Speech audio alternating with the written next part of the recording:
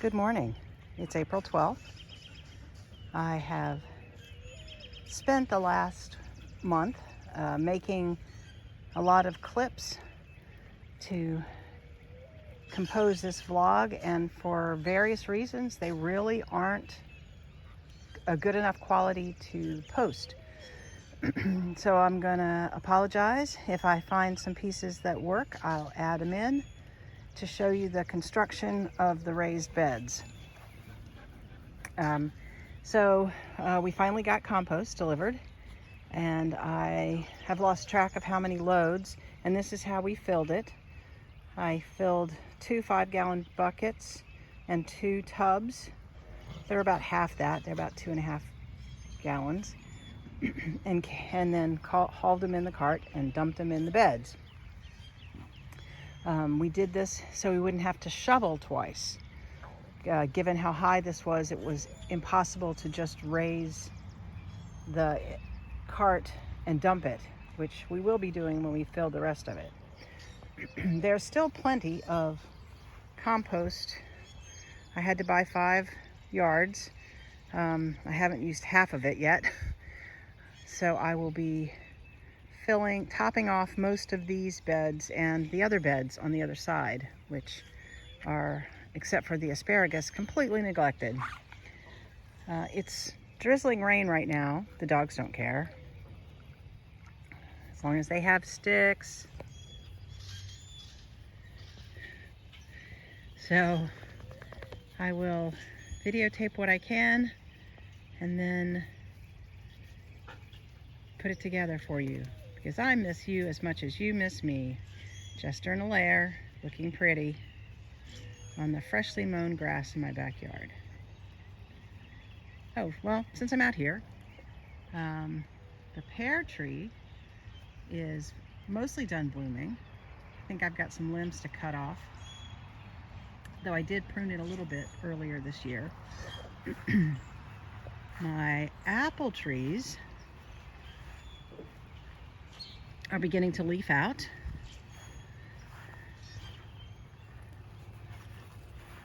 As you can see, this is the Cox's orange pippin. I think, can't tell if that's just leaves or if there are any blossoms coming. I probably should take off these bottom limbs just for maintenance. This is the Cortland. It's also leafing out, and it also has limbs at the bottom that need to come off, I think. We're working on it. It's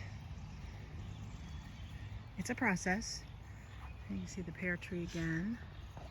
I mean, it looks like it's only blooming on one limb, but I think it's because the others have already done blooming.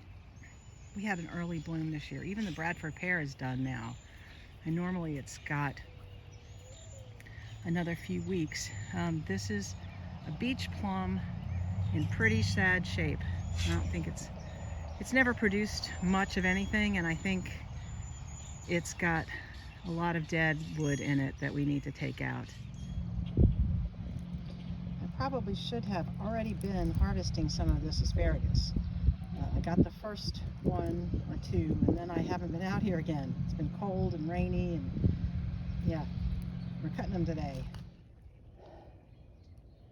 Today I've been working on my garden on the deck. I've been topping off all of the empty pockets of the green stalks, and I am going to plant onions. I've already planted 1 row of red onions. I bought these sets at Lowe's a while back. And I'm going to plant yellow onions on this level, and they go down about 1 inch. So I don't think the tops have to be covered. I'm going to have extra onions because there are 30 of each variety, and I only have a few. Wait, did I put one there? No, I missed that one. Normally I stick a stick in and make sure that I know where I started. But you guys distracted me.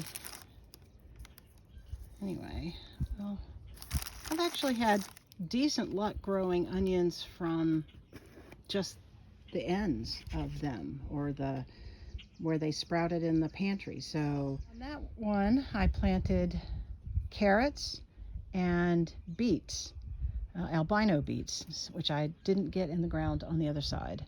The kale is still doing okay. Parsley became a little tousled when I took all the layers off and redid the soil and put it back, but I think it'll recover just fine.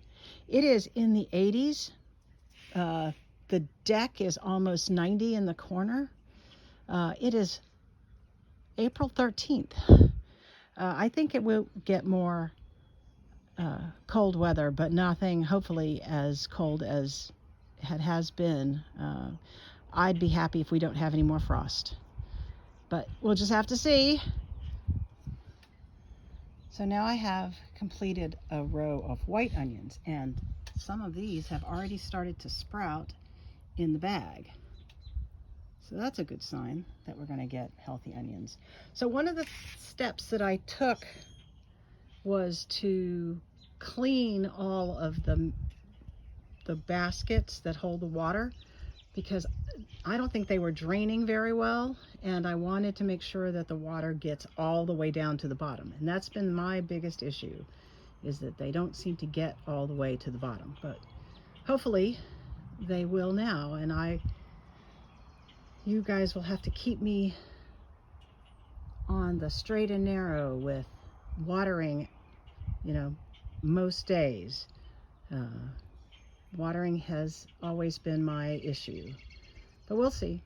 Yeah, I gotta get these last 3 up.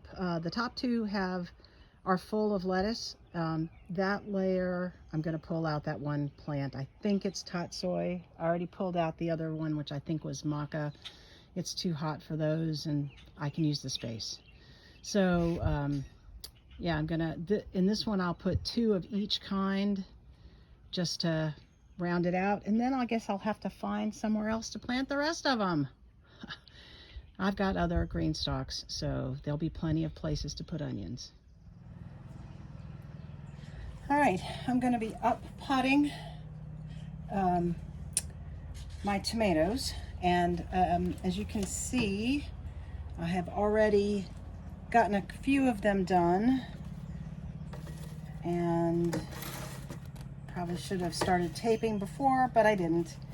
So as you can see, the roots are pretty far down into the cup, because all of these little hairs on the side of the tomato will form roots. So to get a stronger root system, you need to make sure they're far down in the dirt. I just had to open a new bag of potting soil because I have gone through a lot today. And I had potting soil that I bought at the end of the season last year when it was on sale. Unfortunately, it's just been stored on the side of my driveway, which is, fine, but the water gets in. So it was quite heavy when I had to move it. So I'm just filling up the cups, so you see how much of the tomato is now under the dirt, and that's perfectly fine. Although I will have to tell you, this is the first time I've ever up potted tomatoes, because I usually just plant the seeds outside, but I'm trying to be a little more proactive. These are my paste tomatoes. These are the cream sausage, is what they're called.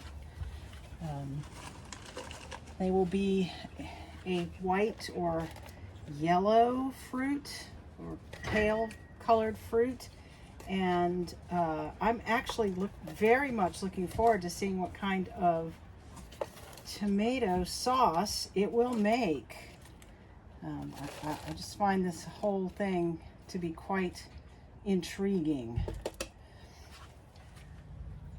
All right, so now I'm going to water the cups. So these trays are, to me, I think they're pretty ideal, and they were from Catered Sushi from Wegmans. So that makes them even better because they were free.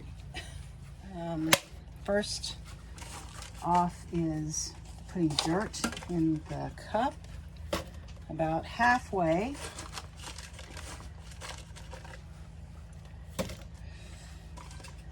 These tomato plants, even though I'm on my sun porch, these tomato plants are getting fresh raw sunlight for the first time, so they're not going to stay here long today. And